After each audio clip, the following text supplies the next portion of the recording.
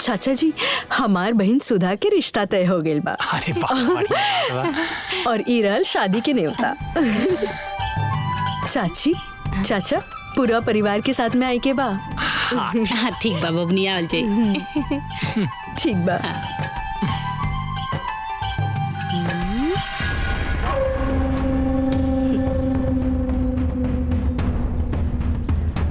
अरे ये तो बड़ी आसानी से भी आता है कर ले।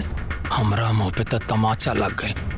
कौनो न कौनो गणित करे के होगी। ये लोग के खुशी हमरा से दिक्कत नहीं के बनत बाटे।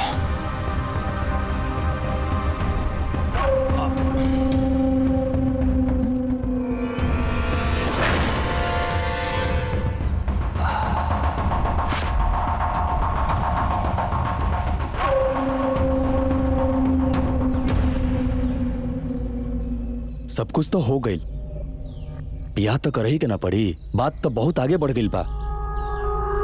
शादी के कार्ड वगैरह सब बटा गई बा, न्योता हकारी भी सब बटा गई बा। सबके शादी के बारे में पता भी बा। हमनी के बहुत बड़ा बदनामी हो जाई। अरे महाराज जी, जीवन भर जलालत झेले से अच्छा बा कि एक बार के बदनामी ठीक बा। बाप रे बाप, ऐसन बिटिया बिटार आज ले हम ना देखनी। बतावा, उठते ही भेंसारे जे कां कां करे लागे, ऐसन होला का? भैया मनई त छोड़ा, उड़त चिरई से उ झगड़ा करेली।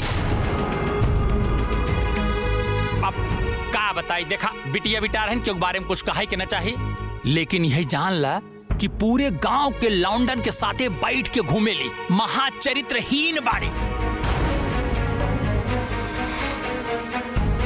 हाँ, अरे बतावा, गांव के लौंडन के साथे मुंह बांध के बाजार में जाई के जे गुलछर्रा उड़ावत होई, समोसा टिकिया खात होई, वो कितनी बढ़िया लड़की होई भैया। हाँ महाराज, देखा हम यही कहा कि आप गांव देश के सामाजिक और प्रतिष्ठित व्यक्ति बाड़ा। अब आप ही विचार करी कि वो चरित्रहीन घरे में लाओ ठीक बा कि आगे जैसे सोची समझे। चलत है, प्रणाम।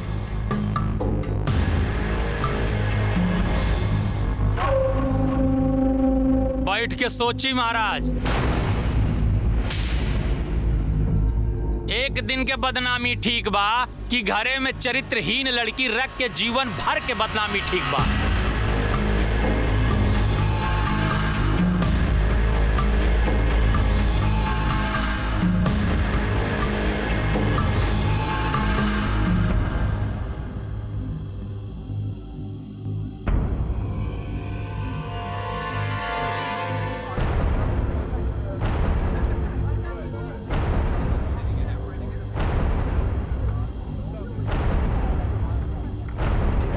बतावा, 10 बज गइल बा, बेले बारात नहीं खे आइल बा। में भी तो ध्यान से रखिए, ठीक? अरे दूर के बा लोग, आवत होई लोग ना, आवता होई लोग, सही टाइम लगता है। देख लिया। अरे रउआ देख के मिठाई लगवा ली ना महाराज। हाँ, आवत होई लोग। हाँ तो जा अंदर मिठाइया सेट करा ला। हम हो जाते। हाँ, देख ला, यो थथला जी बतिया तड़न। ए सीमा। हाँ चाचा। अरे वो भइल बारात ना आइल, कोनो बातचीत भइल का? ना चाचा, बात तो ना भइल। हो सकेला नाचे गावे में लेट होत होई। रवो परेशान जिन होई जाए, अपन व्यवस्था जारी रखी। अरे हमनी के सब व्यवस्था ठीक ठाक बा, बस बारात आइला में देरी बा। हाँ जाई चाचा जी, जाई। हाँ एक और। कहो भैया, ई बेला हो गइल बा, बरतिया रतिया आई कि ना? पता ना भैया, हमरा के का पता, शायद कुछ दाल में काला होखे।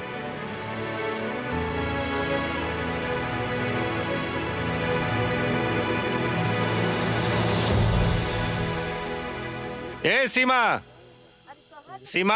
हाँ चाचा जी। हाँ बेटा, यार तो का भाई चाचा जी? ते देता वो लोग का ते नंबर देता, लगा के पूछे बारात लेके आवत हो लोग कि मजाक करते हो? ये देखी।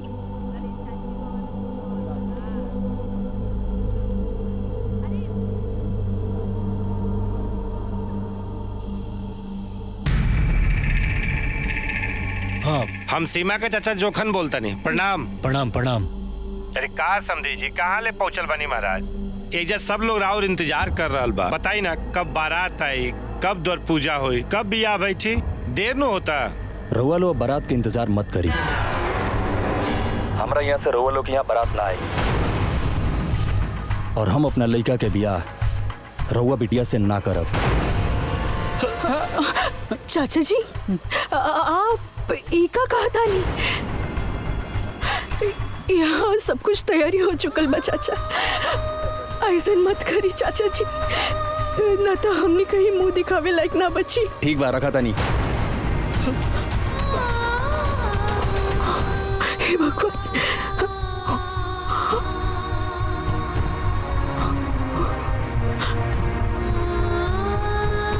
अब करवा तारू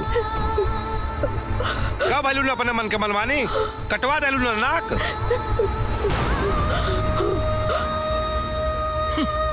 मुंह पे करखा पतवा ले लू ना। एडवांस बने चल रही हैं, अपने मन से बिया खुजात रहल खोजा। इतिहास लिखत रहनी है, लिखा इतिहास।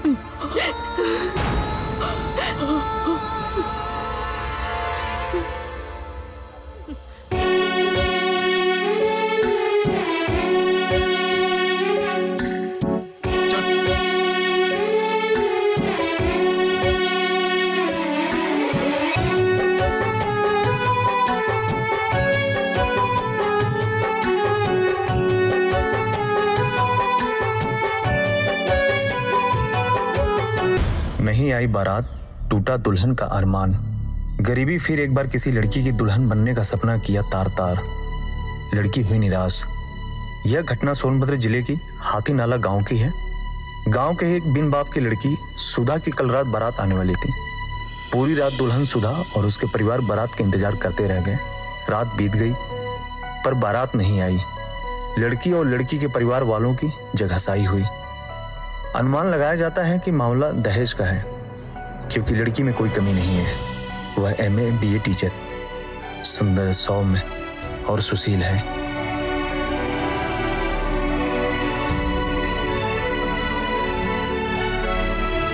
इतना सुंदर और सुशील लड़की के साथ ऐसा दुर्व्यवहार, और वो दहेज खाती तिरस्कार।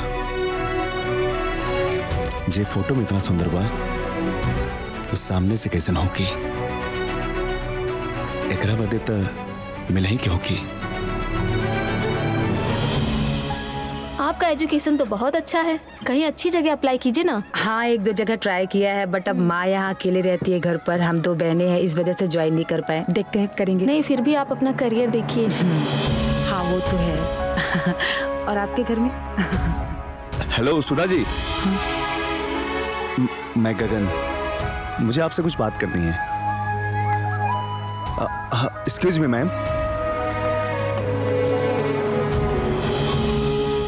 लेकिन मुझे आपसे कोई बात नहीं करनी। मैं आपको जानती तक नहीं, फिर मैं आपसे क्यों बात करूं? लेकिन मैं आपको जानता हूं और इसलिए मुझे आपसे बात करना है। क्या जानते हैं आप? कौन हूं मैं? यही कि आपका नाम सुधा है और आप हाथी नाला के रहने वाली हैं। अभी 4 दिन पहले आपकी शादी थी और आपकी बारात नहीं आई, जिससे आपकी शादी टूट गई।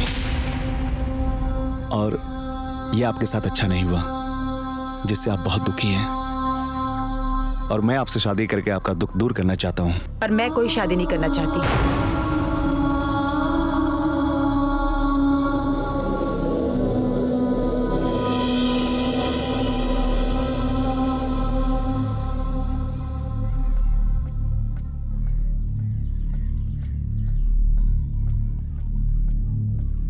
आपने मेरी बात का जवाब नहीं दिया।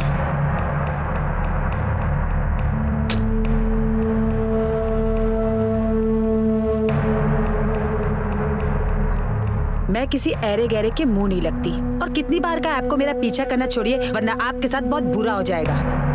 और हाँ, मुझे छेड़ने की कोशिश मत करना। पहली बात तो मैम, मैं कोई ऐरा गहरा नहीं हूँ। मैं एक सभ्य परिवार का सज्जन लड़का हूँ। और दूसरी बात, आपको छेड़ नहीं रहा हूँ, मैं तो आपसे शादी करना चाह रहा हूँ। और कितनी बार कहा है आपसे, मुझे कोई शादी वादी नहीं करनी। सड़क पे शादी करेंगे। तो ठीक है, राह में शादी नहीं तो घर पे ही आता हूँ।